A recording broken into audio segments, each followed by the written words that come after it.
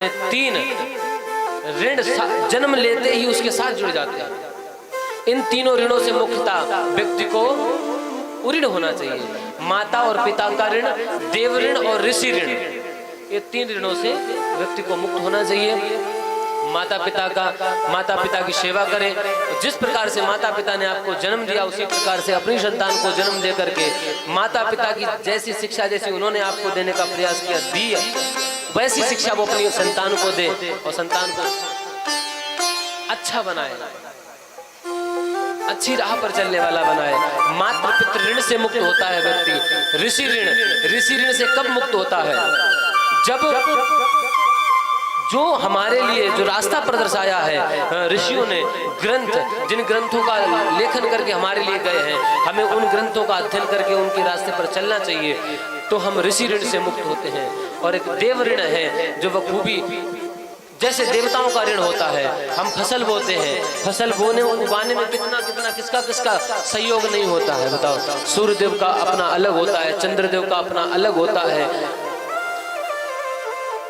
पृथ्वी माँ का अपना अलग होता है, वरुण देव का अपना अलग होता है। सभी का अपना अपना एक उसको उगाने में होता है। अगर ये अपने अपने समय पर समय ना दे उसको तो फसल कभी नहीं हो सकती।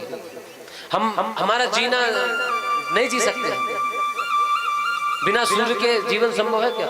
समय समय सब चाहिए। तो ये एक ऋण ही है, वो हमें कुछ दे रहे हैं, उसके बाद हमारे पर ऋण बन जाता है। तो इस ऋण से मुक्त होना अति आवश्यक होता है। और जब इस ऋण से व्यक्ति मुक्त नहीं होता है तभी जाकर के दुख का रोना रोता है व्यक्ति। क्यों? जब लेते ही रहोगे तो आपसे अपराध बन रहा है। किसी को कितना भी खास क्यों ना हो, वो भी एक ना एक दिन आपको उल्टा सीधा बोल ही देगा। तो यार इतनी बेशर्म आदमी नहीं दे रहे हो, इतने दिन हो गया, बोलेगा ना बोले। ये देवताओं का ऋण है। इसको कैसे हम लोग कहते श्रीमन मंगलाधिपते नमः स्वाहा, लक्ष्मी नारायण नमः स्वाहा, उमा महेश्वराभ्य नमः स्वाहा, वाणी हिरण्यगर्भाभ्य नमः स्वाहा, हैं कहते हैं ना, इंद्राय स्वाहा, प्रजापते स्वाहा, ऐसा कहते हैं।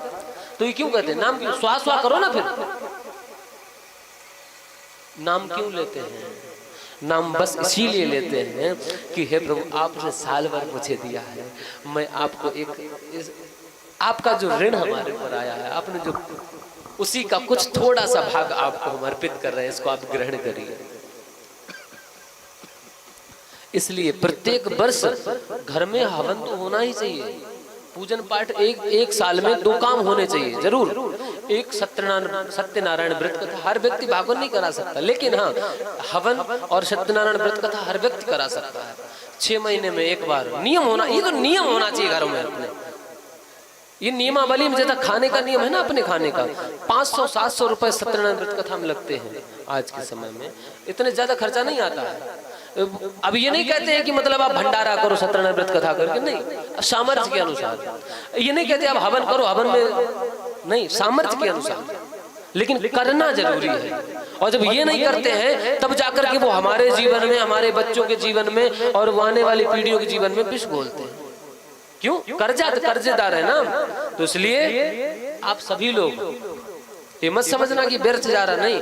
एक साल में एक बार ये दुख कर्म अपने जीवन उतार लो, दुख नहीं छुएगा। और भाव के साथ, निष्ठा के साथ में करो, भाव सहित अपनी मेहनत के पैसे से करो, छोटा करो बेशक। तो कहा महाराज जब तक ये 3 ऋणों से व्यक्ति नहीं मुक्त होता तब तक जन्म और मरण के बंधनों से व्यक्ति मुक्त नहीं हो सकता है। इन तीन कर्मों को अवश्य करना चाहिए।